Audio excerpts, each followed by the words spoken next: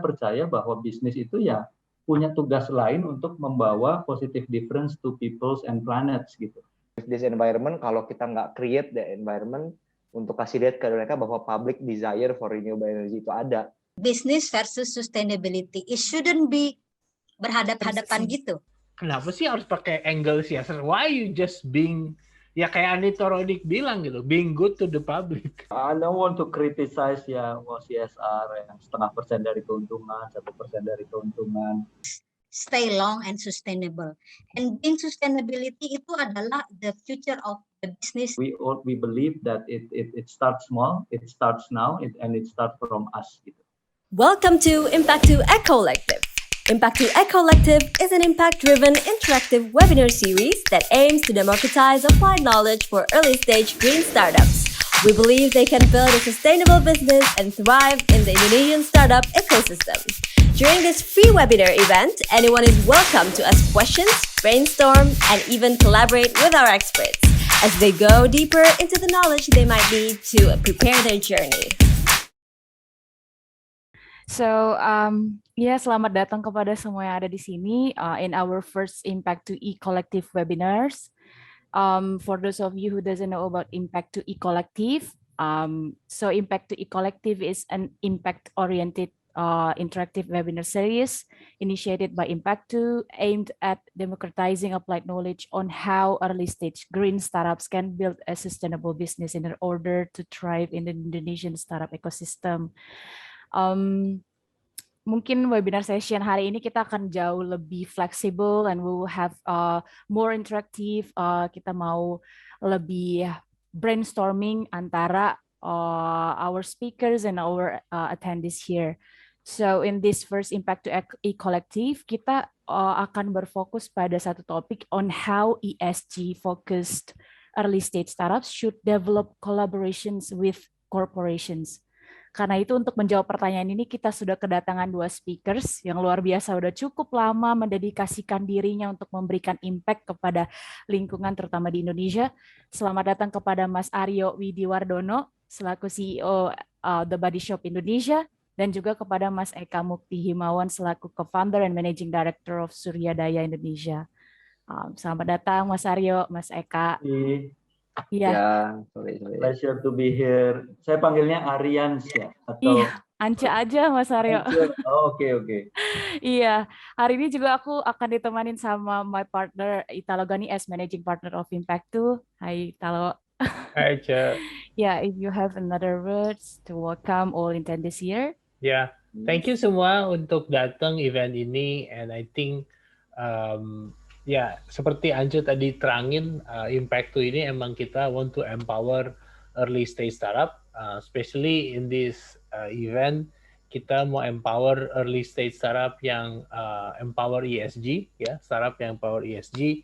Terus beberapa waktu lalu saya ngobrol sama beberapa teman, terus ada yang Saud nih, nggak tahu beliau datang apa enggak ya, yang kenal dekat sama Mas Aryo, the CEO of Body Shop. Thank you Mas Aryo for coming gitu kan.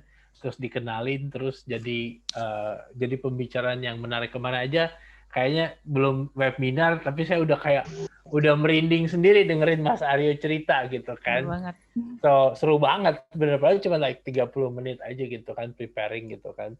Jadi sebenarnya kita juga ngelihat bahwa ada beberapa faktor sih. Satu adalah gimana kerjasama antara startup dengan corporation itu penting sekali. Kedua, mungkin ya ESG is very important. Makanya saya juga ajak Eka yang sebelumnya adalah serial entrepreneur. Cuman dari 2018 beliau start dengan bangun solar panel startup ya. Mungkin nanti Eka coba terangin yang lebih proper ya dibanding gua ya. Mungkin start dengan Mas Aryo, mungkin introduce yourself Mas Aryo ke audiens. Oke. Terima kasih. Selamat sore teman-teman semua. Iya, saya Aryo Widiwardono. Saya CEO The Body Shop Indonesia. For the last 6 years, previously I was with local company, jualan ayam dari ujung ke ujung ya, dari melihara ayam sampai jadi sosis dan bakso. And now the CEO is a very good friend of mine, dilanjutkan oleh Pak Tommy Watimena. And previously I was with Unilever for 15 years, I sell almost everything with the exceptions of ice cream. Ya, jadi hampir semua kategori I was there. Sempat di Indonesia, di Unilever Italy dan Unilever UK. And prior to that, I was with the strategic management group di Astra International. So 25, 26 years, and I think my last job is, I believe, is a dream job because seperti halnya kebanyakan testimonial dari karyawan kami, and every time we do the pulse survey ataukah engagement survey, they said that working in the body shop is more than just working.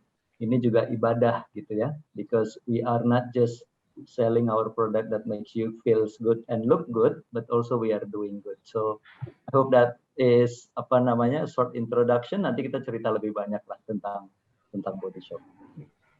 Very happy to be here as well, karena tadi Ance bilang ini yang pertama gitu ya. So I'm a privilege and honor to be the first speaker on this occasion. Thank you, Mas Aryo. So next mungkin Eka, the founder and also the CEO of Surya. Mungkin Eka bisa introduce yourself, sekalian nerangin apa itu Surya, what you guys do. Yeah.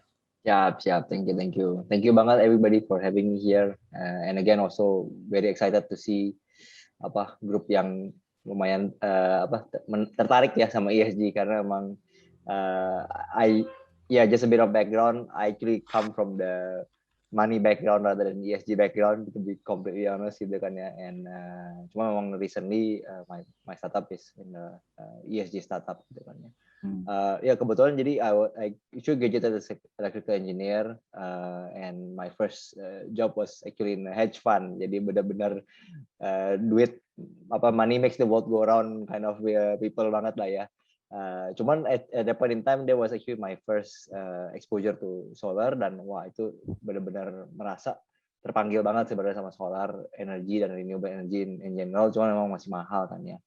So anyway, did a bit of banking setelah itu, and also after that sempat bikin startup juga sebelum ini, actually e-commerce startupnya di bidang baby products gitu. So there was a bit of the startup background. Cuman sekitar 2018 itu saya hitung-hitung dan wah ini panggilan saya dari tahun 2007 itu akhirnya terjawab nih gitu kan, yang akhirnya solar itu cukup murah, dan juga I've always been wanting to atone myself for selling too much diapers gitu kan. Jadi akhirnya decided okay, let's do this and embark on this journey untuk kerjain Surya gitu. So just briefly about Surya. Intinya Surya itu solar energy startup, cuman kalau kita lihat itu tuh banyak problem di solar energy. Uptake di Indonesia tuh very very small, masih jarang lah sebenarnya orang yang pakai solar panel, dan problem utamanya adalah mereka tuh nggak bisa merasa solar kan mahal gitu kan.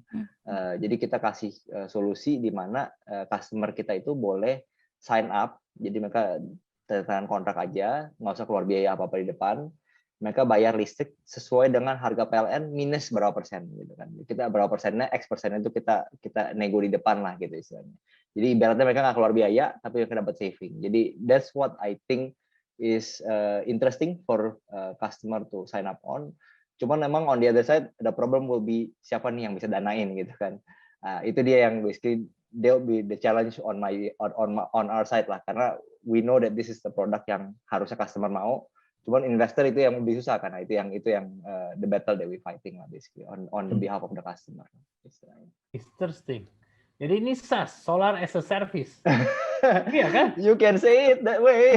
SaaS, Solar as a Service. Kalau pakai bahasa ini ya. Ya karena sebenarnya kan ya sekarang kan as a service kan you provide service because the investment of solar is quite expensive in the upfront-nya kan. Benar. Ya, benar. Menarik.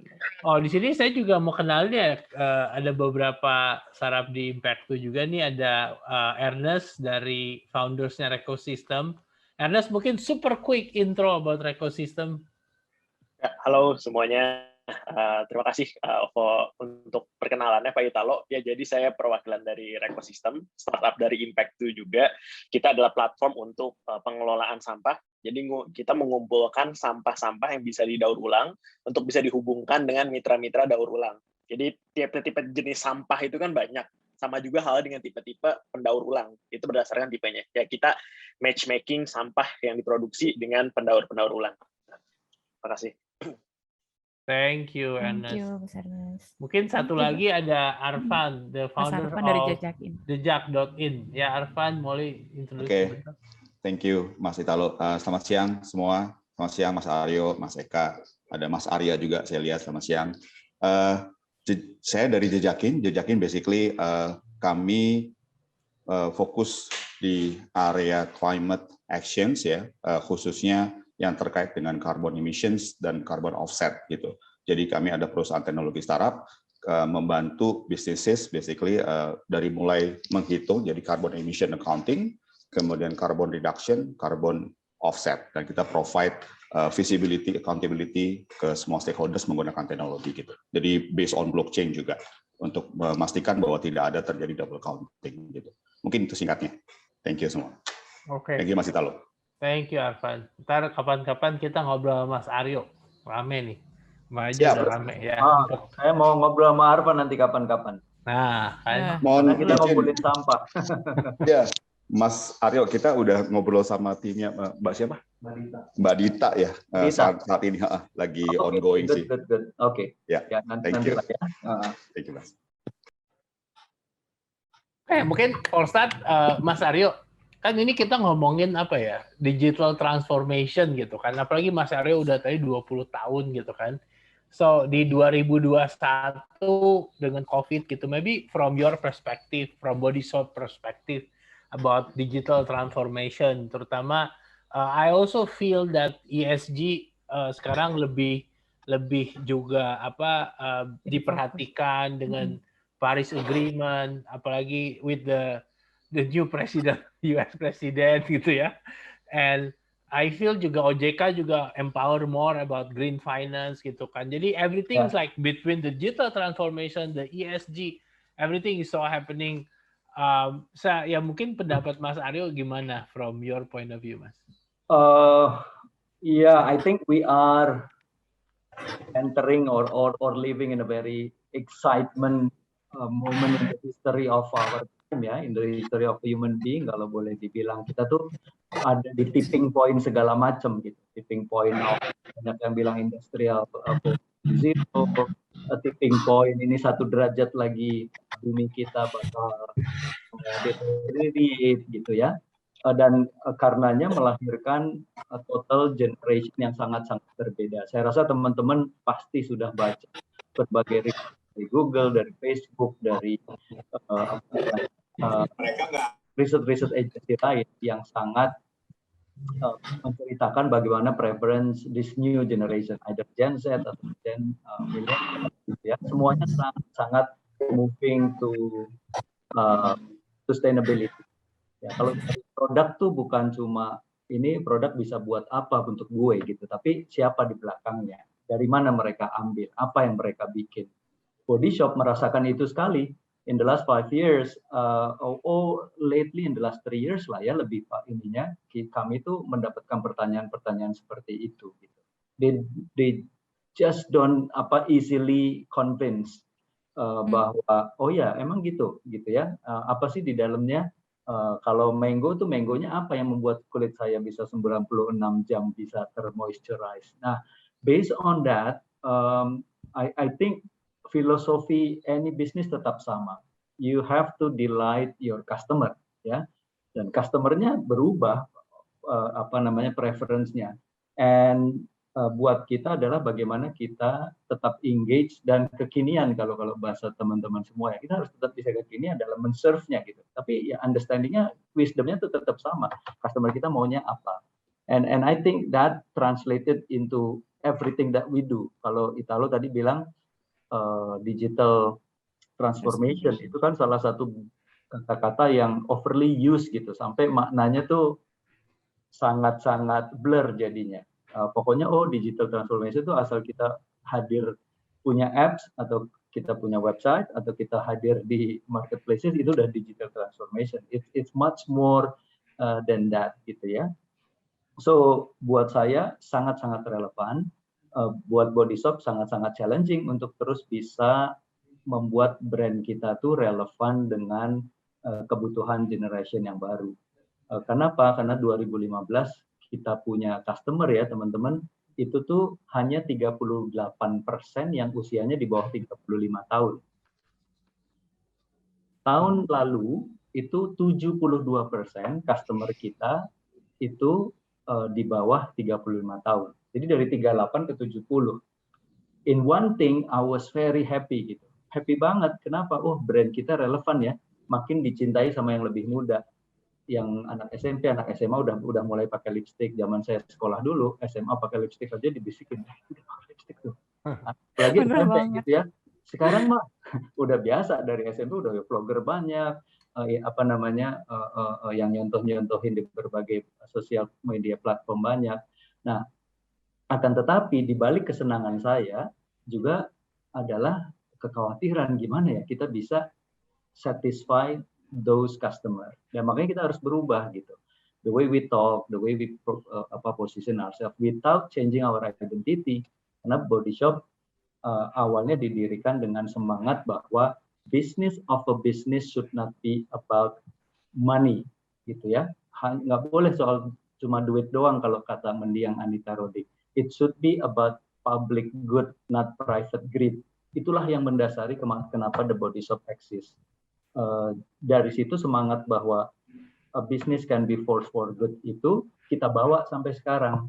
Jadi Body Shop itu ya of course harus menjadi bisnis yang sehat dan menguntungkan, tetapi kita percaya bahwa bisnis itu ya punya tugas lain untuk membawa positive difference to peoples and planets gitu. And this is not just lip service.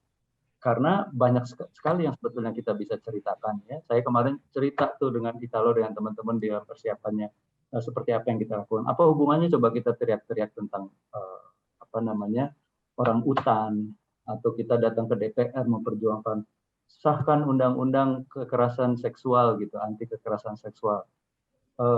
Tidak ada hubungannya langsung ya, tetapi buat kita karena kita Body Shop, karena kita punya channel, kita memiliki keyakinan bahwa we have to shout this voice gitu. We have to represent the voice of the people, the voice of our planet. Karenanya the reason why the Body Shop exists adalah karena we want to fight for a fairer and more beautiful world. Kita mau memperjuangkan untuk dunia yang lebih adil dan lebih indah. Adil, komunitas, people, indah ya bumi kita lah bisa terjaga. Jadi it's a long shot to your question, Italo, tapi hopefully that's answer your question. Ya, menarik. Nanti saya ada pertanyaan, tapi saya move ke Eka dulu ya. By the way, kalau dari audiens ada yang mau nanya, super welcome karena kita mau dengar banyak pertanyaan. Biasanya kalau nggak nanya gue yang tanya karena muka-mukanya gue kenal ya. Nah, mungkin Eka kan you start 2018 kan. It was like 3 years ago you start this Surya gitu. I think you are one of the first startup yang bergerak di ESG gitu kan. How easy or how hard to convince venture capital to invest in this ya? Terutama nanti di sini banyak startup juga kayak Arfan, kayak Ernest gitu kan, mau tahu how the pitching goes. Yeah.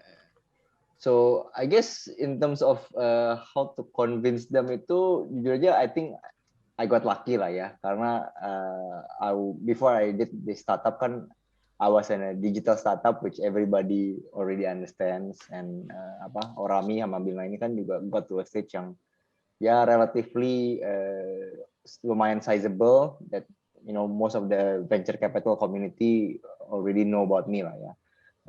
And jadi waktu I talk to them, they already know me, they already dealt with me before, so I think basically the initial ini to be honest, if it wasn't for that, I would be quite certain bahwa I don't think I would be able to get any fundraising sih, to be honest with you ya. Karena jujur aja at that point in time climate-nya itu ESG was not even on anybody's mind at all sih, to be honest ya.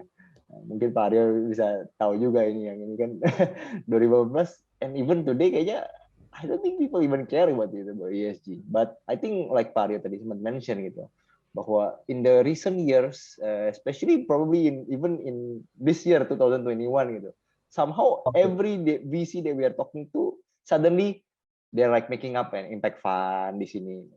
Jujur aja right now I speak to maybe like 20 venture capitals, 19 of them are starting to make an impact fund, or if not are in the process of doing so lah basically. So I think there will be more and more coming. And I think the future is definitely positive lah. Cuman memang in the beginning it was tough lah karena nobody cared about it lah. Interesting. Mungkin balik ke Mas Aryo. Mas, tadi gue suka sama your statement. Ya, digital transformation is overused lah, gitu kan. Kayaknya semua latah, gitu kan. Jadi bukan berarti kalau kita buka toko di Tokopedia and then we call it digital transformation. Karena kalau kita contoh kan yang kayak Mas Aryo cerita, di belakang body shop ada production line, ada dari even perkebunan segala macam ya. And I think one of the thing that you want to emphasize juga salah satunya kan mau memperbanyak, mau mencari produk yang bisa datangnya dari Indonesia untuk dijual di Indonesia untuk kurangin carbon footprint contohnya gitu kan. So maybe you can share one of the challenges as you are a body shop Indonesia, pasti London punya their own standard, tapi karena produknya harus jadi global product ya. Betul. Yeah, you are touching on a very interesting inisiatif yang kita lakukan. Body Shop itu pelopor dalam banyak hal, salah satunya adalah community fair trade ya. Jadi jauh sebelum brand-brand bicara kopi kita fair trade loh, kapas kita fair trade loh. The Body Shop was one of the first. Kenapa? Karena pendiri kita Anita Rodik itu dulu kerja di PBB tuh, di community development. Jadi dia hampir keliling dunia lah, lihat komunitas-komunitas gitu ya, kemudian apa yang bisa dibantu dari dana PBB. Kemudian ceritanya dia diriin Body Shop ini setelah ditinggal suaminya adventure ke Latin Amerika. Lupa tuh punya istri sama anak 2 mau diapain gitu. Nah, istrinya karena memang very passionate about beauty product, and she is an activist, he was an activist, ya jadilah kombinasi itu, produk yang dibuat organik, natural, dipasarkan secara aktivis dengan belief bahwa bisnis bisa membuat perubahan. Nah, salah satunya adalah memastikan bahwa mendapatkan produk terbaik, ingredient terbaik dari tempat yang terbaik. Kalau mau cari shea, ya carilah di Ghana. Kalau mau cari tea tree, ya tea tree terbagus itu ada di Kenya. Kalau mau mencari green tea ya di Jepang, gitulah ceritanya ya. Dan dia cari bukan dari pedagang pengumpul atau perusahaan besar. Ingredients-ingredientsnya itu dibeli dari komunitas. Ya, silakan teman-teman masuk ke website kita, lihatlah cerita salah satunya, salah satu yang beautiful, T3 salah satu yang beautiful ceritanya. T3 itu ceritanya itu sebetulnya sangat-sangat dikenal di Australia. Tahu kan ya T3-nya Body Shop, obat jerawat sejuta umat. Atau kalau kulitnya berminyak, nah pakai facial wash-nya pakai facial body T3 gitu, karena rasanya tuh ada minti-mintinya, enak, ngangkat minyak gitu ya. Kalau ada jerawat ya ditotolin aja naturally, minyaknya 100% natural, kita nggak pakai yang lain-lain, itu bisa sembuh. Nah, dari situ dicari yang paling bagus, ternyata di sana tidak terlalu banyak dikenal, tapi ketika dibina, kalian preserve ini tanaman, kumpulin, nanti kita beli dengan harga yang sangat fair, ya. Tetapi kalian pastikan supply-nya supply-nya terus-terusan ada, kualitasnya bagus. Jadilah pengembangan komunitas. Salah satunya juga selain perekonomian jadi lebih baik, mereka itu dulunya kebanyakan adalah pemburu-pemburu binatang liar. Jadi impact-nya tuh double gitu kan, ya. Mereka dapat perekonomian lebih baik, anaknya bisa ikut sekolah, kondisi lingkungannya juga jadi baik karena ada uang, jadi bisa bikin WC, jadi bisa bikin sekolah, jadi bisa bikin fasilitas yang lain. Binatang-binatang nggak diganggu, udah cukup hidupnya daripada berburu badak atau berburu gading gitu ya. Mendingan kita melihara aja T3, and so on and so forth. So that was the story. Saya dan Bu Susi selaku founder The Body Shop Indonesia itu sejak lama pengen banget Indonesia kok nggak punya ya. We are, by the way teman-teman, kita tuh the second biggest biodiversity country in the world, just behind Brazil gitu, yang punya hutan Amazon. tidak ada satupun ingredients-nya Body Shop itu dari Indonesia, belum. And we've been fighting for that. It doesn't mean that Body Shop internasional tuh nggak datang ke Indonesia, datang ke Indonesia berkali-kali. Tapi mencari partner yang tepat tuh susah sekali. Nah, kalau ada teman-teman startup di sini yang mulai bisa memikirkan, membangun komunitas gitu ya, apapun yang kira-kira potensial nih, kalau bengkoang nih bisa jadi bahan personal care product atau cosmetic product atau skincare product, atau misalnya dulu ada yang avocado, itu definitely sekarang avokadonya terpaksa nggak dari Indonesia karena udah bisa dapatkan kalau nggak salah dari Guatemala. Jadi kita kalah lagi. Kenapa? Salah satunya waktu saya kemudian diskusikan, kenapa sih kalau di Indonesia nggak ada? Susah, nggak ada NGO atau komunitas yang betul-betul hasilnya itu dikasihin ke rakyatnya. Ya, saya jadi ya yang ada pedagang pengumpul gitu. Pedagang pengumpul ya dia yang untung banyak kan, kita Tengkulak ya namanya ya. Tengkulak gitu ya. Saya senang sekali sekarang banyak banget startup yang memotong jalur distribusi langsung dari petani ke end consumers gitu ya. Tetapi kalau bisa ada juga yang melakukan seperti itu, saya yakin ini is a very very good opportunity. We've tried but we haven't been successful. Mudah-mudahan ini bisa menjadi inspirasi teman-teman gitu. Iya. Ini Seru banget. Ini yang menarik sih, Ce. Tadi pagi saya ngobrol sama foundersnya Evisery, Mas Gibran. Mas Gibran gitu. Evisery itu dari 8 tahun lalu dia start. Jadi 2013 ya. 2013 dia start. Terus tadi pagi gue Zoom call sama dia ngobrol gitu kan. Terus sekarang Evisery actually udah gede banget. Dan gue denger banyak orang tahun ini going to be unicorn loh. Going to be unicorn. Dan I was happy gitu kan. Finally, startup yang bergerak kan dia emang dari empowering peternakan lele, terus sekarang dia memperbanyak ke ikan air tawar gitu. Jadi dia ikan air tawar semua jadi masuk. Cuman start dari lele. Akhirnya ada satu startup yang benar-benar sangat merakyat tuh Indonesia gitu kan. Kalau ya bukannya nggak merakyat Tokopedia, cuman kan yang benar-benar grassroots tuh. Dan dia udah bilang ada 16.000 pounds gitu di dia gitu kan. Dan waktu saya ngobrol sama dia gitu, saya bilang, Jip, sebenarnya masalahnya masalah sosial ya. Bahwa iya bener, bukan masalah teknologi loh katanya. Jadi waktu awal-awal dia buat, dan emang itu produksinya si peternak lele itu langsung 2-3 kali, dari jauh lebih tinggi lah. Yang biasanya cuma panen sekali, bisa panen 2-3 kali. Tapi setelah itu loh, jadi oversupply, harga gue jadi tekan. Jadi harganya si nelayan tekan, jadi murah. Akhirnya dia nggak pakai si Evisery gitu.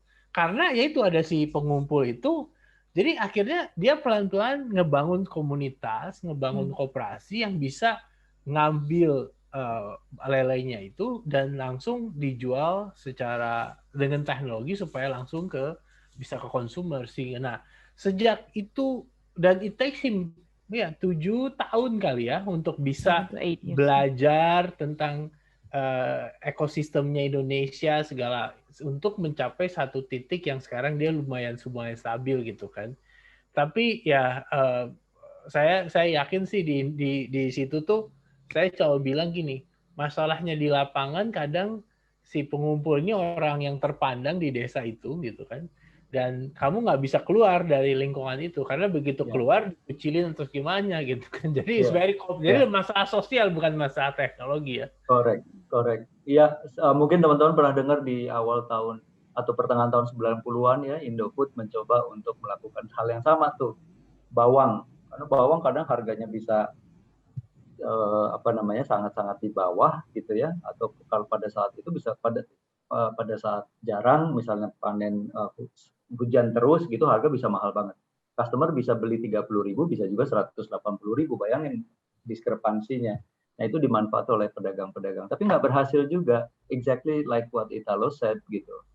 Kekuatan supply demand-nya itu mengalahkan ininya, dan kasihan si petani itu selalu menjadi posisi yang terlemah. Saya rasa kalau kita bisa inikan solusinya itu masalah sosialnya, we should have bukan cuma untuk body shop, tapi menurut saya kesejahteraannya bisa dibagi gitu, keuntungannya itu si petani juga bisa menikmati. Yeah. Anyway, tadi aku juga agak tertarik sama ada satu poin yang Mas Aryo bilang kalau saat ini body shop itu punya interest untuk building mungkin collaboration, mungkin juga building kerja relasi dengan startups yang mungkin juga bisa answering the needs of the kebutuhan dari corporation untuk doing something more go digital mungkin ya lebih kayak gitu ya, untuk bisa mencapaikan ESG spiritnya gitu kan, atau ESG purpose-nya. Mungkin aku pengen ke Mas Eka kan sebagai startup nih gitu kan, ngelihat bahwa ada interest ini dari corporation. Gimana sih Mas Eka memandang itu gitu? Ya kita bisa bawa ke situ kan, karena diskusi kita kan kita pengen melihat bahwa collaboration antara green startups dengan juga corporations itu possible and it is really needed and important. Gimana Mas Eka, menurut Mas Eka sendiri?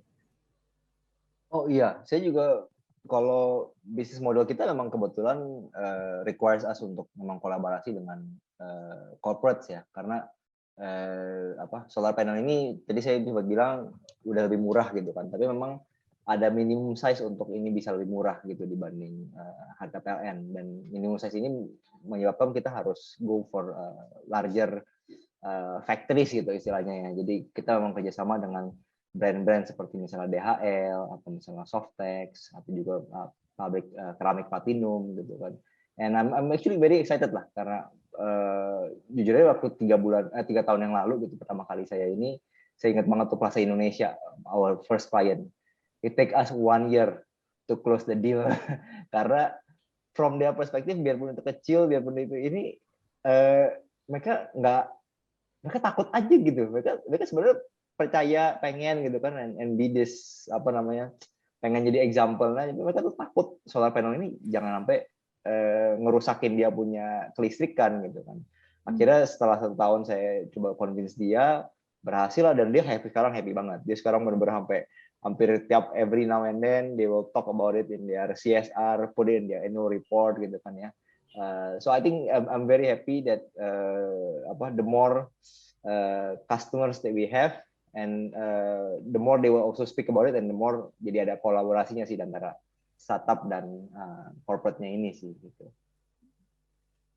I see. Saya belum kenal Eka tuh waktu pasang tahun 2015 yang di head office. Belum ada company-nya, 2015 belum ada.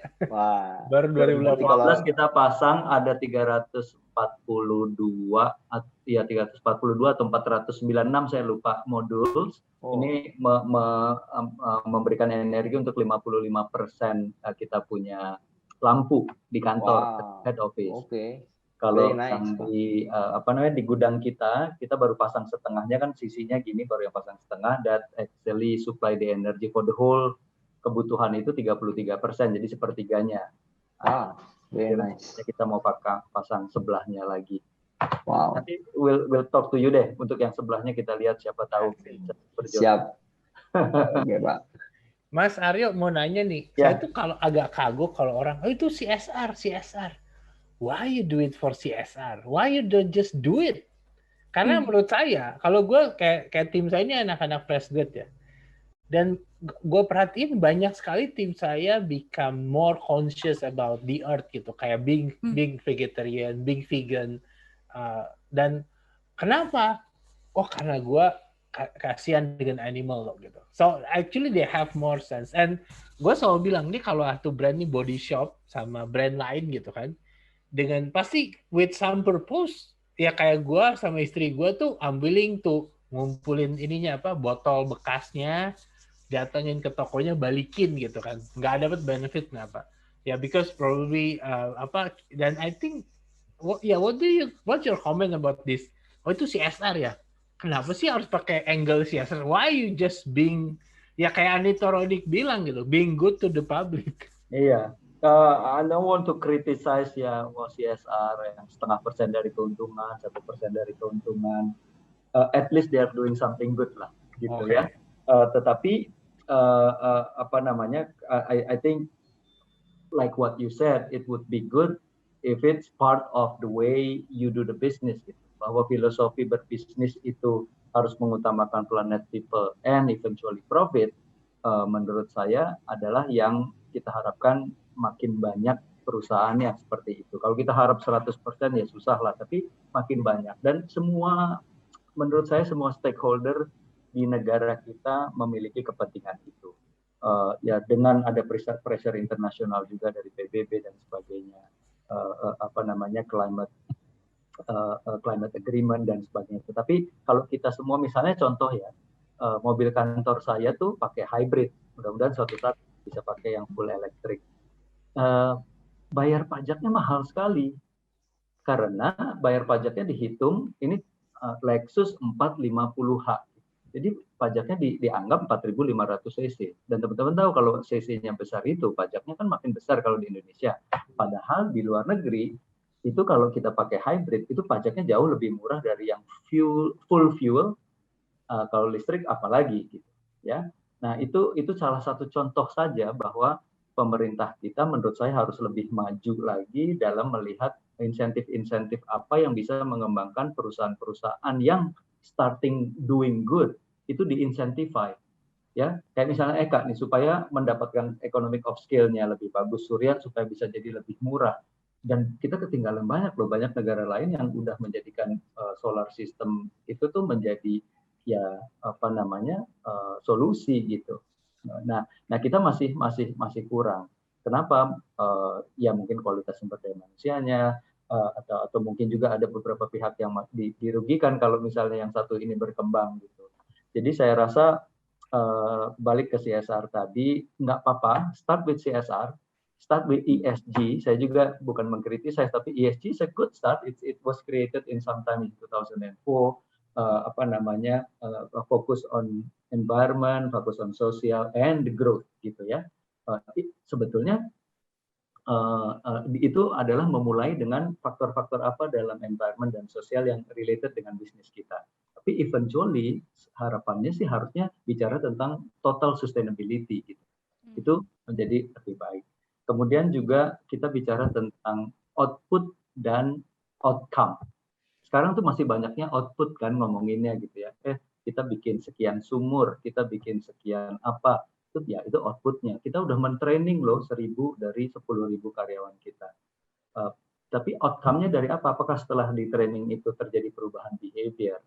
Apakah pemerintah bikin workshop atau seminar apa, kemudian para pemilik perusahaannya berubah menjadi tidak lagi buang sampahnya ke sungai gitu. So there's a lot thing to do. Makanya saya senang sekali ini bisa sharing di sini karena teman-teman ini the futures of Indonesia gitu. Ini perusahaan-perusahaan suatu saat yang akan menjadi kontributor terbesar di negara kita, tapi udah mulai memikirkan environment, mulai memikirkan planet, mulai memikirkan the impact of our business to people. So with that, hopefully kita akan memiliki dunia yang lebih indah.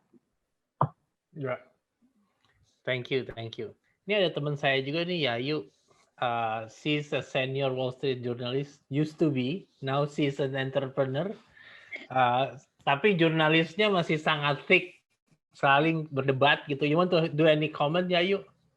Oh ya, thank you Italo. Apa kabar semua teman-teman? Gini, kalau saya kebetulan sekarang 12 tahun ini saya banting setir dari wartawan jadi what so called entrepreneur, punya kapal di Raja Ampat ya untuk scuba diving. Then now I'm in the midst of building the new boat, redeem my mistake for the last 11 years and try to do the good thing ceritanya. Terus contoh ya, saya komen dulu sebentar. Business versus sustainability, it shouldn't be berhadap-hadapan gitu. Harusnya it's sustainable because it works. It should be sustainable karenanya sustainability-nya harus integrated and then part of the business yang kita bangun. And then I don't see any wrong with seeing revenue and profit because that's a business. But as a business, we should have the purpose yang, jadi uang itu datang secara default because we doing a good business. Tapi bahwa we to differentiate our brand and our product, our service, we have to think about what's stay long and sustainable. And being sustainability itu adalah the future of the business in whatever bidangnya ataupun servisnya. Contoh ya, saya ini pemakai setia body shop loh Pak Aryo. Very loyal. Terima kasih Mbak Yayu. Ya, tapi kemudian yang konsumen seperti saya adalah mereka yang memiliki kemampuan membeli untuk memilih. Jadi tidak hanya price point, tetapi juga mereka melihat value. Ketika yang diperkenalkan adalah kindness, goodness, you are part of the greater, good deed. Itu kan ada secara psikologis orang ingin terlibat gitu ya. Nah, dan saya agak kurang setuju kalau bilang, oh a business is a luck. It's not a luck. You have to find the customer and you have to find the partner. You have to find investor which sharing the same value propositionnya gitu loh. Itu ibarat perjodohan, it's a matchmaking process. If you dealing with someone who don't appreciate your value, ya ke laut aja gitu ya. Saya ke laut. Saya ke laut itu it's really bad term bahwa semua yang jelek dibuang ke laut. Padahal enggak. Nah, contoh kenapa sustainable saya berusaha untuk misalnya sekarang mencoba meredeem banyak hal dalam bisnis model di kapal ini. Tapi belum udah misalnya gini. Contoh satu aspek adalah saya ingin mengurangi pemakaian fuel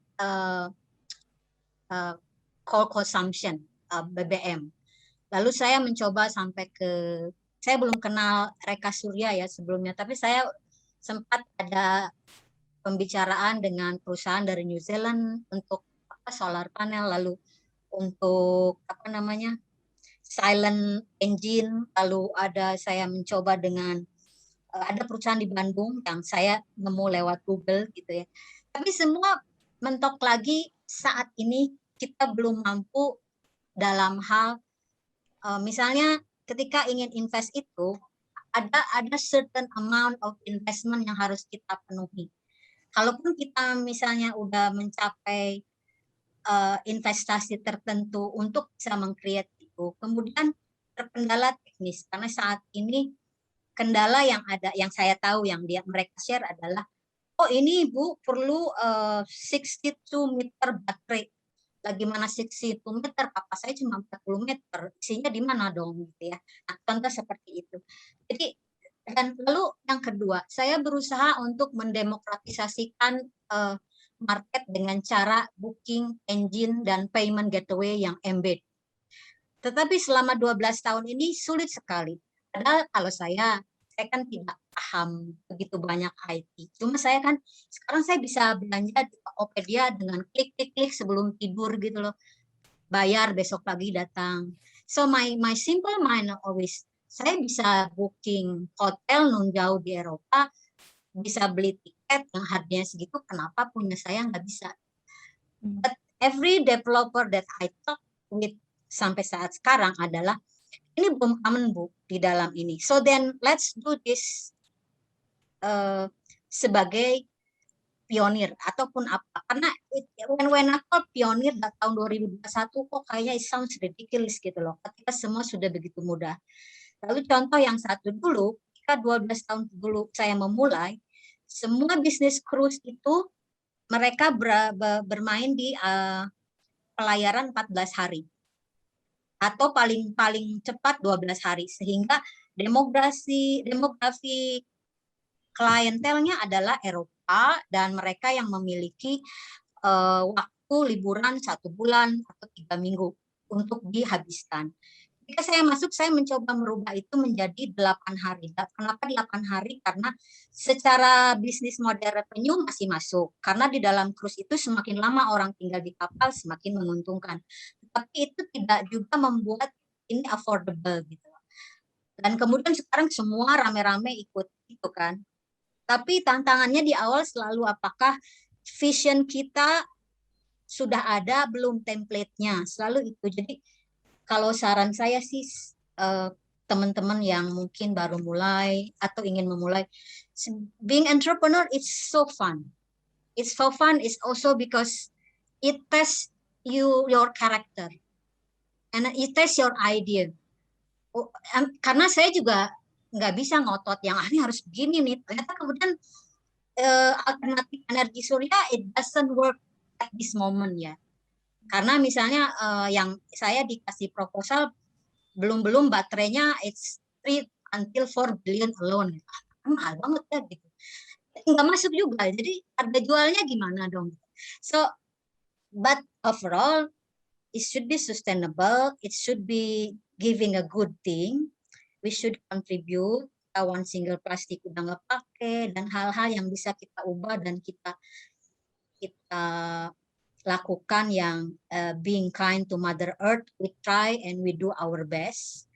There's certain limitation karena masih pakai pesawat orang ke tempat kita, diantar ke pelabuhan masih pakai mobil, lalu makannya masih mungkin beberapa dari pasar masih pakai pestisida. So it's still long way, but at least niatnya ada, dan kemudian itu yang akan membedakan kita dengan produk dan servis yang lain. Akan ada dan sebenarnya it's become sustainable when we can influence market that it's nice to do a business with the good people kind of. Sekian Pak. Oke, thank you Yayu. Mungkin nanti gue kasih kontaknya Eka. Eka, Yayu ini asosiasi kapal, jadi dia kenal owner kapal banyak. Maybe you can give price-nya jadi bisa dapat kalau lu handle 100 of boats ya. Thank you Yayu. So mungkin next-nya ada ini ya, Mas Iqbal nih mau nanya nih. Tadi udah raise hand, terus juga ada beberapa pertanyaan di chat juga mengenai Green Office, walaupun Mas Aryo udah jawab juga. Silakan Mas Iqbal. Mungkin introduce dari mana Mas Iqbal?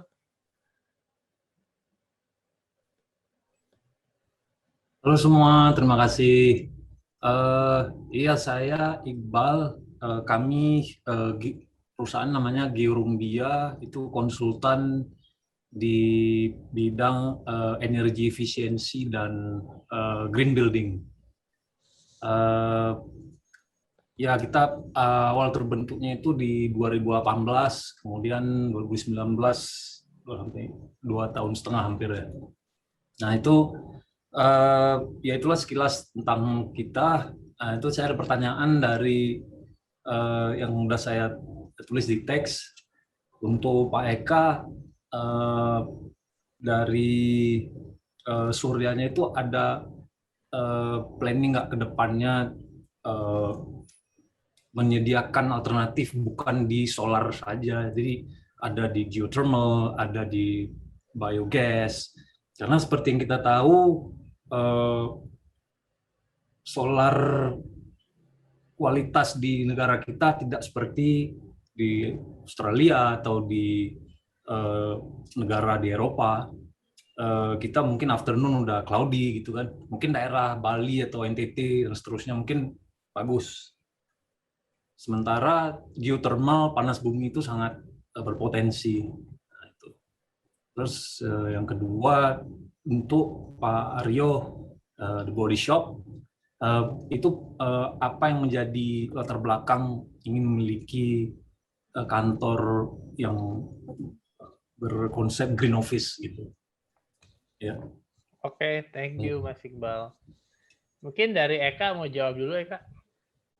Ya, boleh. Makasih Mas Iqbal untuk pertanyaannya. Jadi mungkin sebenarnya ke visi dan misinya kita ya, sebenarnya kan yang saya lihat itu yang sangat mengenaskan adalah Indonesia itu sekarang power consumption kita ini nih. Jadi kita sambil webinar itu kita sambil burning coal sebenarnya. Karena power consumption kita tuh 80% itu masih coal. Globally itu angka udah sekitar 40%, generally speaking ya. Jadi kita sangat-sangat masih dependent on fossil fuel, dan renewable energy ini masih sangat-sangat kecil banget gitu kan. Jadi saya lagi try to figure out nih, kenapa sebenarnya sih problemnya renewable energy kenapa nggak bisa take off gitu di negara kita ini gitu kan. Dan kalau dilihatin jujur kata sebenarnya karena negara kita ini kan ya sempat dibilang kita kaya minyak ya kan, kita dulu di OPEC exporting oil segala macam, toh sekarang kita jadi importing oil gitu kan. Nah sekarang ini tuh lagi dibicarakan bahwa kita kan kaya batu bara, sedangkan yang saya lihat itu kalau misalnya batu bara, iya kita memang benar nomor 3 dari segi eksportir. Tapi kita punya reserve tuh nomor 8 loh. Berarti kita tuh ekspor jauh lebih cepat dibanding apa yang kita punya gitu kan. Jadi nggak lama lagi ini ceritanya akan ulang lagi nih gitu sebenarnya. Itu yang saya sebenarnya concern banget. Gitu. Nah, jadi saya lagi liatin lagi, oke, renewable apa nih yang bisa kita coba push biar cepet dan bisa diterima gitu kan. Karena memang jujur aja sekarang ini fossil fuel ini suaranya sangat kencang lah di dalam pemerintahan kita ini. Nah, itu jadi yang kita lihat, oke, kita udah jujur-jujurnya mencoba nih sebenarnya waktu 3 tahun pertama Surya berdiri, sebenarnya kita punya bisnis itu adalah untuk mau bikin hydro power plant sama solar power plant. Actually waktu itu hydronya itu di Makassar dan solar itu waktu itu di NTT. Kita udah bicara sama PLN panjang lebar 3 tahun sebenarnya, kita bicara juga gitu sama mereka kan ya. Saya bawain investor dari Thailand, bawain investor dari China gitu kan. Dan kenyataannya memang unfortunately pemerintahan kita itu political willingness-nya itu mungkin bisa dibilang kurang ada gitu. Jadi mungkin dari nomor satunya pun juga nggak peduli kali ya, nomor satunya kan bilang yang penting harga listrik murah gitu kan. Ya memang selama 5 tahun dia berada ya bakal murah emang. Cuma masalah urusan nanti kan urusan orang lain ya. Nah itu yang satu yang saya benar-benar pengen coba pindahin. Dan kenapa saya kepikiran ke solar? Karena solar itu satu-satunya teknologi yang kita nggak perlu jual itu listriknya ke negara. It's the one and only one. Wind, geothermal, hydro, coal, gas, whatever you want name it. Selain diesel satu lagi yang nggak usah ke negara. Jadi cuma bisa solar atau diesel yang nggak usah ke negara. Sama-sama namanya solar by the way di Indonesia kan. Jadi hanya 2 ini yang bisa jual ke private sector dan sisanya harus ke negara. Nah, yang saya lihat itu ke negara itu tuh mereka nggak ada political willingness-nya ini. Menurut saya gimana caranya kita bikin political willingness ini terjadi? Itu mereka harus dikasih lihat bahwa renewable energy itu desirable. Menurut saya, kenapa political willingness nggak ada? Karena kita, the people, we're not asking them for renewable energy. We're not telling them that, hey, we want clean air, we want clean energy. I don't think they care. Right now, the government thinks, oh, kayaknya rakyat Indonesia cuma butuh harga listrik murah kok kayaknya. Mereka nggak peduli kok kalau misalnya kita hidup dengan karbon monoksida itu kayak ya peduli amat gitu kan. Maksudnya itu kan urusan nanti aja orang lain yang bersihin. Nah, itu yang kenapa saya pengen coba push dari segi gimana caranya kita bisa bergerak cepat B2B dan memang kebetulan solar itu salah satu sektor yang saya rasa bisa possible to do it, dan dari segi pendanaan pun juga masih doable untuk dikerjakan B2B. Untuk sedikit example gitu ya, geothermal memang benar. Menurut saya geothermal itu salah satu yang, kalau angin tuh jelek di Indonesia itu angin-anginan beneran. Jadi certain areas ada, cuman biasanya anginnya banyak tuh biasanya populasinya nggak banyak gitu kan. Kalau misalnya solar kan ya relatively well spread lah gitu kan. Kalau misalnya geothermal itu memang sebenarnya salah satu yang bagus, cuman geothermal itu investasi di depannya sangat-sangat besar. Dan balik lagi ke political willingness. Kalau misalnya kita punya political willingness itu kurang banyak, itu investasi geothermal itu tuh untuk harus kayak drill lubang-lubang. Satu lubang itu $1 juta kira-kira. Kita harus bisa drill mungkin ada 1 lubang untuk figure out kayak job report aja, kayak mining gitu kan. Saya dulu juga sempat mining gitu kan. Itu kira-kira perlu waktu makan tahun 4 tahun dan developingnya itu berpuluh-puluh juta atau beratusan juta dolar gitu kan, dan itu sangat-sangat risky lah. Jadi with this environment, kalau kita nggak create the environment untuk kasih lihat ke mereka bahwa public desire for renewable energy itu ada, menurut saya all of this renewable energy nggak akan terjadi. Ini jujur ini memang opening point-nya saya. Saya rasa saya lewat solar untuk sebagai wedge-nya kita kasih lihat bahwa orang-orang kita, publik kita tuh pengen renewable energy, they care about it, dan hopefully itu bisa jadi virtual cycle karena itu akan membuka sektor-sektor lain seperti geothermal, solar dan kawan-kawan bisa terbuka. Moga-moga itu sih yang kita harapkan. Thank you Eka. Mungkin tadi yang pertanyaan yang kedua untuk Mas Aryo ya. Masih di mute Mas. Behind the green office. Jadi apa namanya? Ya of course because we are the body shop gitu ya. It's not just collecting certificate. Alhamdulillah kita punya head office nih platinum. Kalau kita yang di sana masih gold. Hopefully dalam waktu dekat kita bisa tingkatkan ke platinum. Kita ingin contohkan sebetulnya lebih banyak ke internally juga gitu ya, karena customer kan nggak terlalu tahu lah kalau kita kantornya apa namanya green. Nah di kita itu we want that the green attitude itu juga immerse di seluruh karyawan kita, dan itu ditunjukkan dari apa namanya bahwa kita nggak boleh bawa, didenda kalau di kita ya, kalau misalnya ada yang pesen Gojek terus dibawa plastiknya sedotannya itu 1 pieces tuh 5.000 gitu, kayak main-mainan, tapi lama-lama akhirnya menjadi kebiasaan yang baik gitu. Saya CEO-nya pertama kali kan saya selalu bawa buah, sarapan tuh buah gitu kan. Ya buah yang saya beli itu kebetulan ditutup pakai styrofoam dong. Satpamnya nggak boleh masuk. Sama saya tuh ditahan, saya nggak boleh. Maaf Pak, Bapak tidak bisa masuk kantor kami loh. Saya CEO-nya yang baru loh. Iya Pak, tapi Bapak bawa kantong plastik dan styrofoam. That was my first day 1 Desember 2015 yang saya ingat ketika mau masuk kantor. Nah, jadi sejak itu dan saya tahu semua lantai itu ada tempat sampah pemilahan, lampu tuh harus dimatikan, pakai. Jadi sekarang saya paling senang malah ngajak tamu-tamu gitu ya, sekolah-sekolah, kadang-kadang dia tur kantor. So I think it starts from us.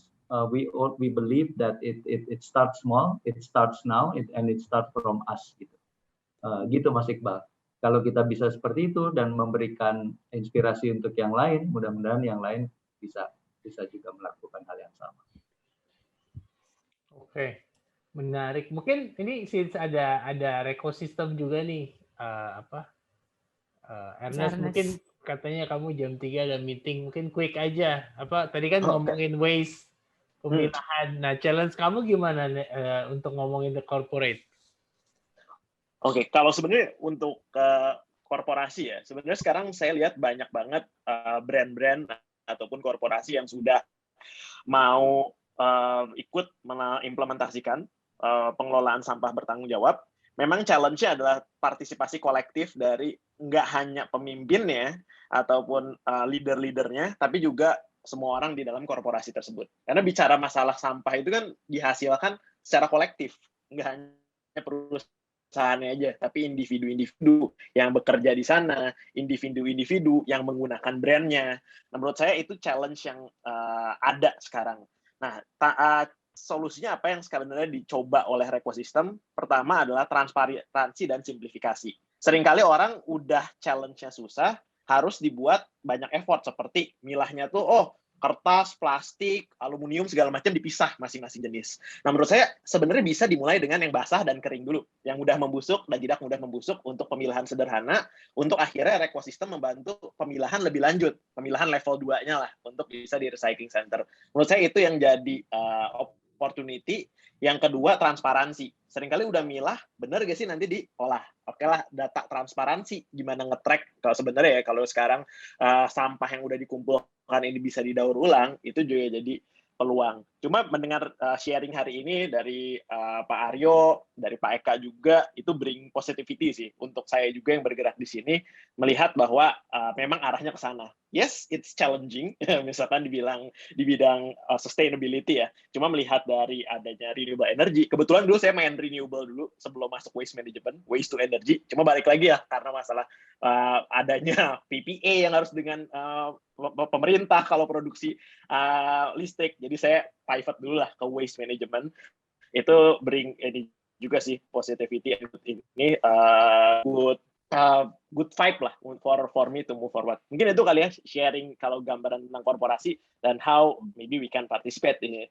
And I think for sustainability sometimes orang suka mikir harus buka buat yang kompleks dulu. Padahal enggak, we can start small. It's like creating a new habit. When we run, we don't run half marathon at the beginning. We run like 1K, 5K, 10K, baru full marathon. So I think ya, start small is a good things. And thank you Pak Aryo, Pak Eka untuk sharing in this session, and Pak Italo juga for creating this event. Mohon maaf saya harus izin duluan, nggak bisa ikut sampai akhir. Ya cuma ya terima kasih banyak untuk terima kasih. Thank you, Ernest. Ernest ini menarik dengan ekosistemnya, waste managementnya. Mungkin Mas Aryo, saya ada pertanyaan nih Mas. Ini kan beberapa kali mention pemerintah gitu kan. Terus Mas Aryo dengan body shop-nya kan membuat movement yang impact movement yang kekerasan seksual dengan ngebuat very big demo lah istilahnya ya. Maybe can you share about how we dealing with governments ya? Karena sangat relate kan. Iya. Tadi yang seperti kita sampaikan ya, bahwa we always see ourselves as a change agent gitu. Kalau kita bisa melakukan sesuatu di luar bisnis kita yang membawa perubahan kebaikan khususnya ke komunitas dan ke planet, kenapa nggak kita lakukan? Dan itu sejak lahirnya Body Shop 45 tahun yang lalu di Inggris sampai sekarang. Kita di Indonesia sudah akan 30 tahun depan. Dalam perjalanannya banyak yang kita lakukan tuh Italo ya. Kita termasuk dengan teman-teman diet kantong plastik adalah yang dulu menyuarakan kantong plastik berbayar 2012 ya, sampai kemudian menjadi berbayar, menjadi gratis, menjadi berbayar lagi. Tapi anyway kita turut menyuarakan itu. Kemudian juga teman-teman masih ingat undang-undang kekerasan dalam rumah tangga. Dulu suami mukulin istri atau sebaliknya istri mukulin suami, yaitu masalah rumah tangga deh, nggak usah diurus ke pengadilan gitu, nggak ada yang. Nah sekarang itu karena kita bisa ngumpulin tanda tangan dan petisi, didengar oleh wakil-wakil rakyat kita. Nah ini ceritanya kalau yang tadi Italo sampaikan adalah mengenai kekerasan seksual. Indonesia itu darurat kekerasan seksual, and it's been going on for many years ya, sejak 2008 coba. Atau 2012 undang-undangnya tuh, rencana undang-undangnya tidak di-approve karena multi kompleks undang-undang. Ada budaya, ada agama di situ, ada sudut pandang yang berbeda. Jadi nggak mudah untuk semua partai itu ya oke ketok kita jadikan ini undang-undang. Tapi yang terjadi adalah bahwa setiap saat, setiap 1 jam itu, setiap 1 jam ada 3 kekerasan seksual. Ini dari Komnas Perempuan melaporkan itu. Kemudian yang lebih menyedihkan lagi, dari seluruh kekerasan seksual yang jumlahnya ratusan ribu, itu tuh setiap tahunnya yang melaporkan hanya 7%. Dari 7% yang diproses secara hukum itu 1%. Dan kita belum punya payung hukum. Ini nih perdata atau pidana. Kalau pidana mana nih undang-undangnya gitu ya. Nah itu belum jelas gitu, sehingga yang ada adalah banyak sekali sampai kita bacalah setiap hari ada aja soal kekerasan seksual yang tidak terselesaikan. Itu yang diberitakan, belum lagi yang tadi yang tidak diberitakan. So, Body Shop melihat bahwa ini kita harus bantu nih. Kita bantu menyuarakan, teman-teman wartawan udah, teman-teman NGO sudah. So we collaborate with some NGOs, termasuk dengan Komnas Perempuan, termasuk dengan Kaukus Perempuan di DPR. Kita nyuwun sewu ya, kita mau bikin demo. Nah, kita kumpulin nih 500 lebih pasang sepatu berikut dengan cerita di baliknya gitu. Ya saya gunakan sepatu itu waktu saya diperkosa, saya gunakan sepatu ini waktu saya digimanain dan sebagainya. Kita susun di depan DPR dan fortunately it was disambut dengan baik ya, karena itu kan memang lagi COVID kemarin, oleh pemberitaan baik dalam maupun luar negeri gitu, sampai BBC, CNN, Bloomberg bahkan yang ekonomi aja ikut memberitakan. Nah, karena itu jadi suaranya didengar. Kita dipanggil berapa kali ke DPR, jadi saksi ahli. Dan alhamdulillah rencana undang-undang yang bolak-balik menjadi nggak jadi dan tidak jadi prioritas ini, tahun ini menjadi masuk lagi ke prolegnasnya DPR. Mudah-mudahan kalau ini disetujui bulan November nanti, dan kita sudah kumpulkan mendekati 500.000 petisi ya dari customer kita, yang kita serahkan ke DPR. Mudah-mudahan kalau ini sudah menjadi undang-undang, Indonesia pada akhirnya memiliki undang-undang kekerasan. Apa untungnya buat kita? ya kita akan sangat bahagia kalau itu ada, membantu seperti halnya all the activities that we have done previously in the past, and that is suitable dan align dengan kita purpose bahwa we are fight to make this world itu fairer and more beautiful. Itu salah satu cerita yang recently sedang kita lakukan dan terus kita lakukan. Di samping itu, salah satu ini tadi sayang Ernest sudah nggak ada ya, tapi brand yang memiliki engagement yang luar biasa, saya kira salah satunya adalah Body Shop. Tapi tidak banyak brand yang engagementnya itu sampai ke tingkat bahwa saya mau bantu cost yang sedang brand ini lakukan.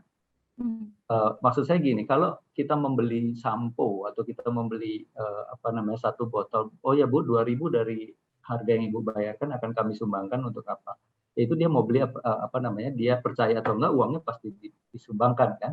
Nah, Body Shop itu biasanya tidak begitu. Sebagian besar yang kita lakukan adalah diminta di akhir transaksi. Dan I'm very happy to share dengan teman-teman bahwa di setiap cost yang kita bangun, seperti kemarin mengumpulkan dana untuk penyelamatan orang utan di Batang Toru gitu, kita mengumpulkan hampir 5 miliar rupiah. Uangnya dari mana? Dari customer kita. Kita membantu SSV ini, Stop Sex Violence. Kita juga sudah dapatkan uang lebih dari 1,5 miliar rupiah. Dan kita punya customer yang menyumbangnya bukan pembulatan 10.000 terdekat atau 100.000 terdekat. Saya pernah melihat transaksi 50 juta, 15 juta, mereka punya opsi untuk memberikan uangnya tuh kasih ke pesantren terdekat, gereja terdekat, atau panti asuhan terdekat, tapi mereka mempercayakan uangnya untuk dikasihkan ke Body Shop karena Body Shop sedang melakukan sesuatu. I think that is a different level of engagement, di mana kita bisa sama-sama membuat perubahan bersama customer kita. Botol yang dikumpulkan, kita punya Bring Back Our Bottle, that is a true Indonesian activity created about 9 years ago in Indonesia and now becoming the international activities untuk seluruh body shop yang ada di seluruh dunia. Dan Indonesia yang terbesar ngumpulin botolnya tuh semua botol yang kembali itu 20% rata-rata dalam 5 tahun terakhir. Jadi mana ada maksudnya brand lain, I cannot recall any brand yang bisa mengumpulkan 20% dari packagingnya balik lagi. Dalam keadaan kosong, capek-capek dibawa ke toko untuk dikumpulin. Nah, back to tadi Ance punya pertanyaan. Kami ini lagi sedang memikirkan konsep toko baru yang nanti isinya terdiri dari recycle story. It's going to be a showcase of sustainability, circular economy. Ininya dari recycle apa, ininya dari upcycle apa, dan disarankan banyak local content-nya. Ya, sneak peek akan kita bangun di Kokas. Kita lagi sedang kerjasama dengan berbagai sustainable warriors, ya, planet warriors yang merubah jamur jadi sebuah material building, ada yang merubah cigarette butt, puntung rokok menjadi tehel, menjadi keramik. Ada yang merubah kayu-kayu bekas kapal gitu ya, itu diubah lagi menjadi kayu-kayu untuk furniture yang sangat baik. So those are what we are doing right now, and hopefully saya bisa menemukan lebih banyak lagi partner-partner yang sama-sama menginspirasi masyarakat Indonesia tentang circular economy dan sustainability dan of course ESG. Gitu sedikit ceritanya Italo. Ya. Thank you, Mas Aryo. Ini saya mau ajak another star founders juga nih, Angga, where are you? Dari Swadaya. Nah, halo Mas. Ini startup yang menarik banget sih, menarik banget. Belum launching, tapi we've been working very closely. Mungkin kamu cerita, Angga, lu ngapain sih gitu kan? Mungkin ceritanya agak pelan-pelan supaya orang ngerti what you do. Because when I met you first time, gitu kan? Iya. Oke, pertama-tama thank you Mas Italo, tim Impactor sama Mas Aryo, Mas Eka juga. Jadi kalau aku simpelnya adalah startup aku itu adalah crowdfunding untuk sebenarnya social enterprise yang fokusnya ke ESG atau ke impact investments gitu. Cuman crowdfunding ini kita karena kita undernya OJK, jadi kita bisa nge-issue saham atau mungkin utang juga gitu. Dan tiket size-nya juga lumayan tinggi. Itu kita bisa kasih fundraising di platform kita sampai 10M gitu. Jadi si OJK itu roadmap-nya kepengen si crowdfunding ini jadi bursanya UMKM. Jadi kalau misalkan nanti UMKM-nya udah fundraising di tempat kita, nanti dia juga bisa jalan ke IPO gitu. Jadi kurang lebih kayak gitu sih. Tapi ESG ya. Tapi kita fokusnya pengennya gimana caranya UMKM kita tuh juga kenal dengan apa tuh ESG, apa tuh kita nge-disclose emisi karbonnya juga gitu. Nah, mungkin saya balik ke Mas Aryo. Mas, waktu saya ngebuat event ini, promosiin semua, banyak orang yang, lo ESG apaan sih? ESG apaan sih? Gitu kan. Dan I was okay. So, gue juga, kayaknya salah nih gue judulnya ESG.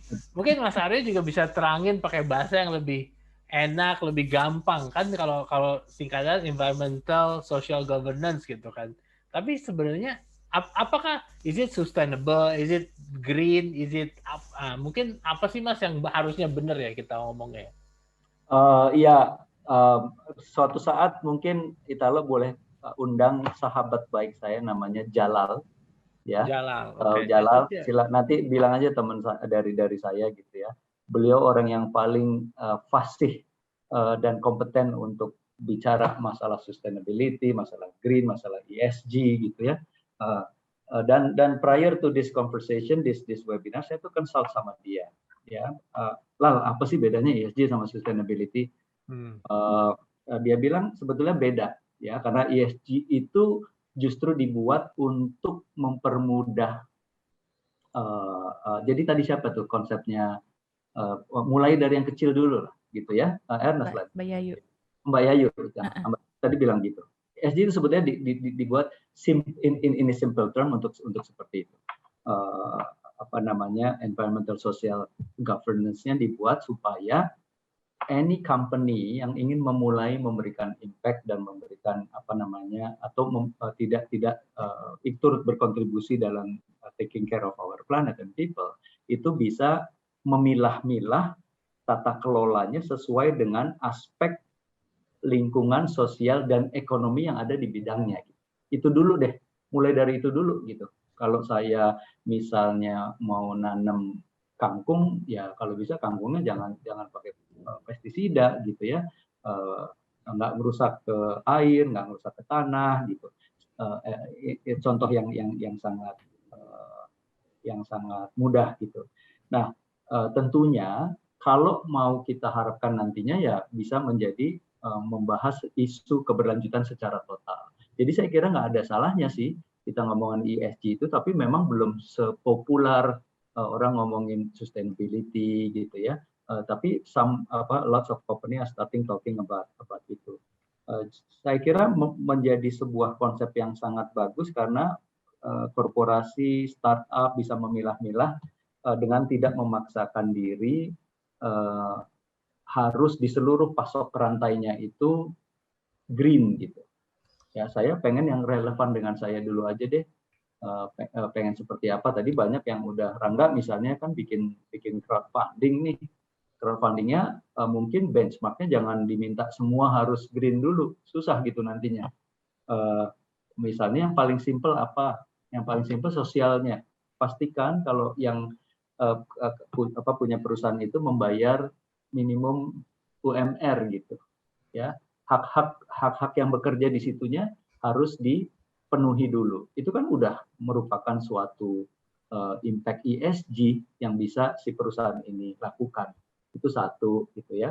Nanti kalau udah mulai menyangkut ke Ibu ada itu ya, ada bekas minyak gorengnya ya, itu dibuang kemana tuh Bu? Nah itu juga ada ya. Jadi ada etika, sertifikasinya banyak.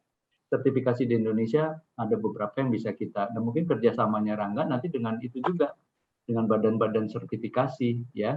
Kalau di kayu itu kan ada FSC itu, Forest Council ya. Nanti ada juga etiknya yang berkaitan dengan labornya, kondisi pekerjaannya dan sebagainya. So I think untuk kelas sampai segini kamu harus dapat sertifikasi ini.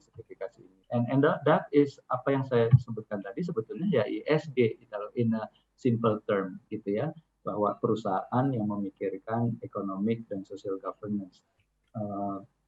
kurang lebih demikian sih pengertian singkatnya. Tapi kalau mau tahu, pakarnya adalah namanya Jalal. Ya, beliau menjadi consultant and advisor di banyak sekali perusahaan, menulis banyak sekali buku.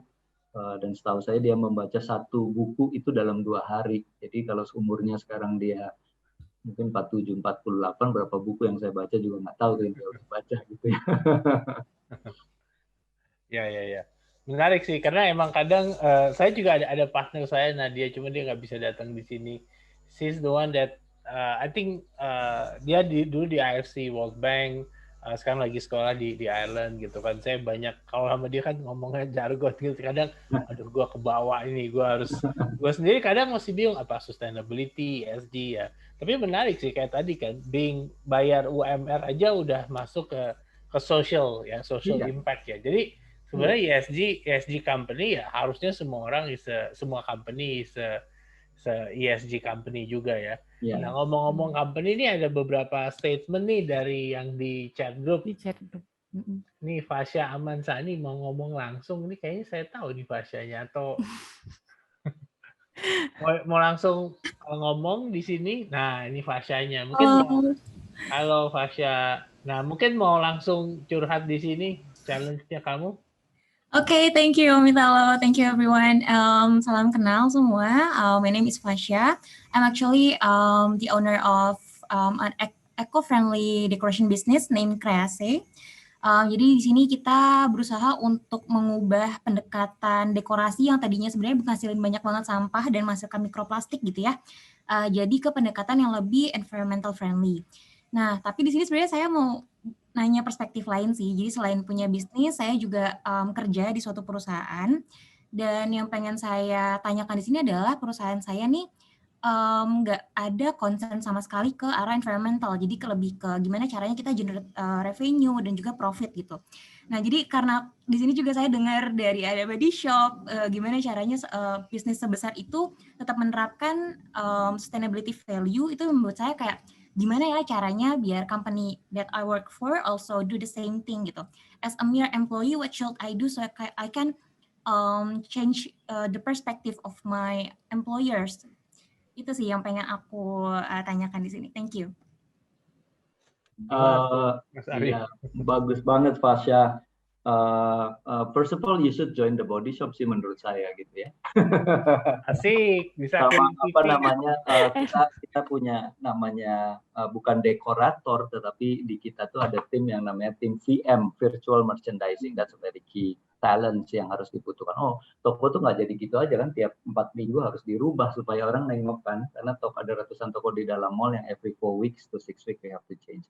Kita butuh dekorasi, but we sudah bilang bahwa di toko kita tidak ada plastik, bahkan daun-daunnya kalau main ke PVJ, main ke Hartono itu semua sudah pakai kertas, ya, semuanya sudah pakai kertas. Kemudian shopping bag kita tidak pernah plastik, semuanya pakai kertas dan tintanya juga tinta dari soybean,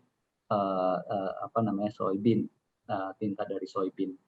Jadi tidak juga mempengaruhi lingkungan. So gimana mempengaruhinya? I'm going to tell you it's going to be very tough. Ya, karena ada bisnis-bisnis yang masih mengutamakan profitability, cost dan sebagainya. Mbak Yayu tadi salah satu contohnya gitu. Aduh, gue tuh pengen banget, tapi kok harganya segini ya, masih mahal gitu. Ya, kita misalnya mengirim karangan bunga itu tidak boleh yang pakai ada styrofoamnya.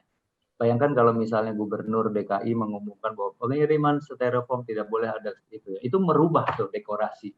Ya, tiba-tiba dekorasi yang green menjadi tumbuh. Dan lagi-lagi mengapa saya menyebutkan bahwa semua stakeholders harus sama-sama teriak.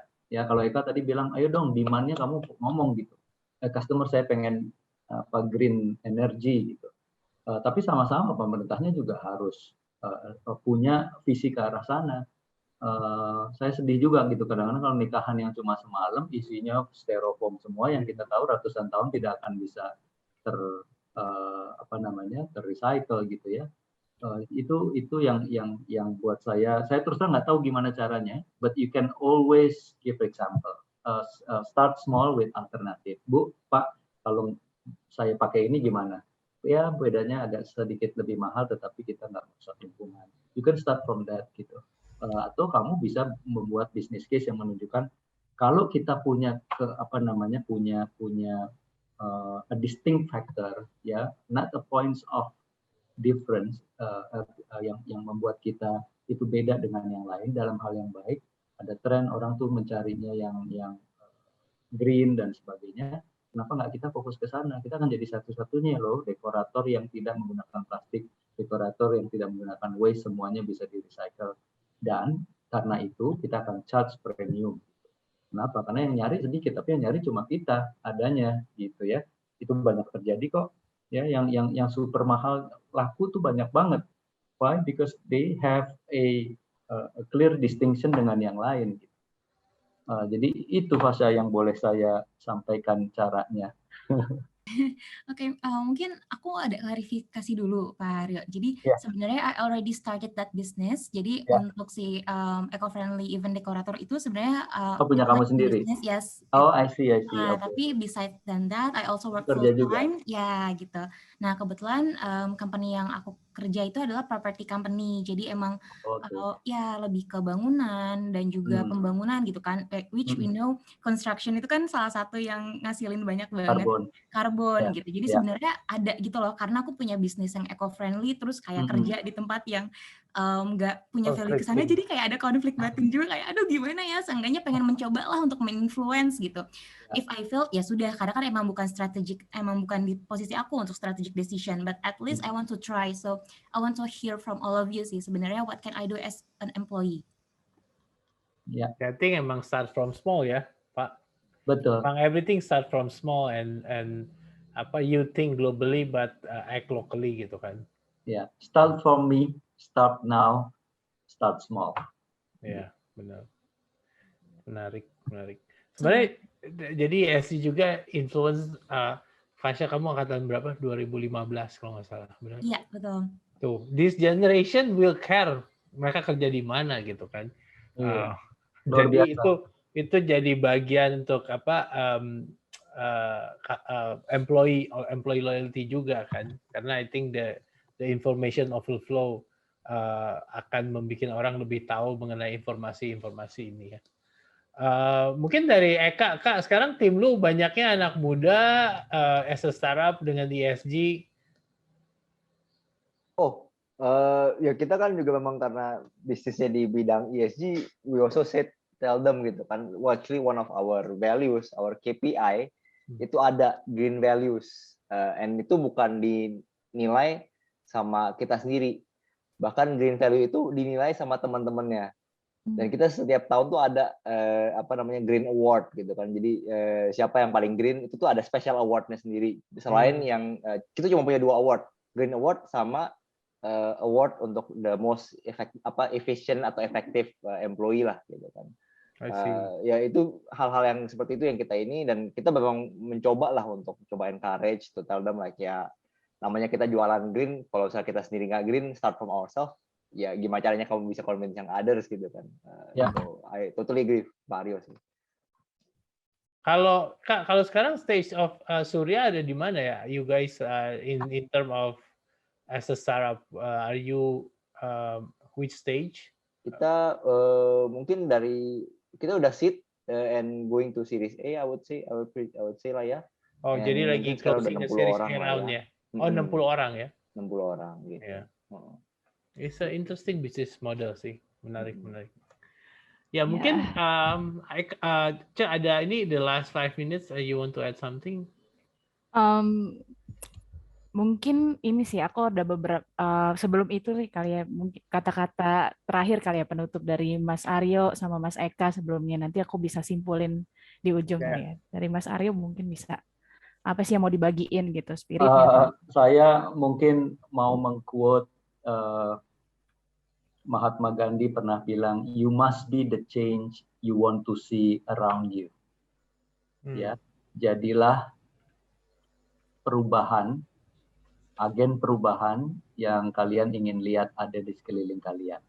Start small, start now, start from me, start from us. Nah, jadi saya kira saya tuh makin hari makin optimis melihat keadaan gitu. Keadaan kita, keadaan dunia kita. Banyak kaum utopia yang melihat, aduh ini 1 derajat lagi hancur nih dunia gitu ya. Tapi on the other hand, we've never seen a trend of this young generations of Greta Thunberg menjadikan ini adalah akademi dan mata kuliah, mata pelajaran di seluruh dunia.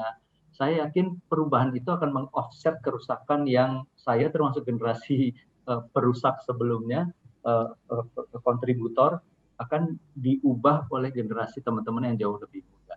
Ya, jadi apa yang kita lakukan, menurut saya, let's spreading the positivity, let's spreading this the optimisms of changing the world and the community to a better place.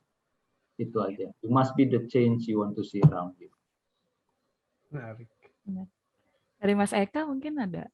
Wah, summary-nya itu tadi bagus banget, Mas Aryo. Saya masih terngiang-ngiang sama ininya. Tapi I think generally speaking juga that's also one of the things yang we tell them lah ya. We tell our employees dan juga mungkin we wanna tell everybody gitu kan ya. Also seperti kayak Mas Aryo bilang, mungkin start from ourselves. Cuman what I would like to take it one step further juga mungkin selain starting from ourselves, let's try and get at least satu teman lagi dah, paling minimal satu teman lagi ya gitu kan. To ini and this positivity will spread kok gitu kan. And kayak one of the things yang I notice gitu kan. Kebetulan saya dulu di Amerika, saya sempat tinggal di Midwest, di West Lafayette di Purdue gitu. Sama saya sempat juga tinggal di Denver. Itu bumi dan langit. Kalau di Midwest itu benar-benar makannya berlebihan, kita buang sampah kayak sembarangan gitu kan. Waktu di Denver beda, makannya salad, sop, tiap hari ada yoga, habis itu outdoor itu activity itu sangat-sangat di appreciate dan itu tuh positivity itu benar-benar contagious gitu kan. Dan I think when you reach a tipping point di mana jumlah orang yang peduli tentang hal-hal seperti ini tuh cukup banyak gitu kan. Makanya kenapa saya juga fokuskan di perusahaan kita harus ada cukup banyak orang-orang seperti ini. Moga-moga kalau sampai ke tempat lain mereka juga try to bring this positivity. I think there will come a tipping point di mana this will become like a virtuous cycle lah gitu sih. Agree. Menarik. Aku sih ada beberapa poin tadi aku sempat catatkan. Satu, digital transformation itu is not only about building an app gitu, tapi giving an impact gitu kan. Jadi corporations, startups itu semua harus start small. Itu senangnya gitu, ada kata-kata start small, create a new habit gitu kan, dimana semua kita punya cara masing-masing to start small gitu kan, according to ourselves. Tapi yang paling penting itu adalah giving the impact gitu.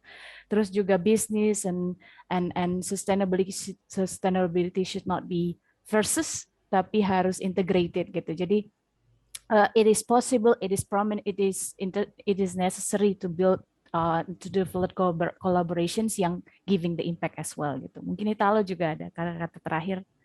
Kayaknya semua udah keren-keren, gue cuma pendengar udah seneng banget. Iya, terharu banget.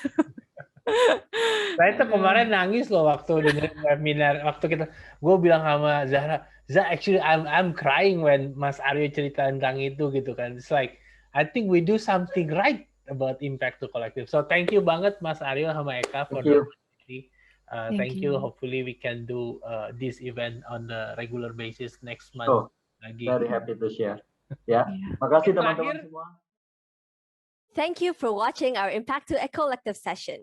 We hope you can be inspired to build a more sustainable business by following our next sessions. Stay tuned on our social media channel and connect with us through LinkedIn. See ya!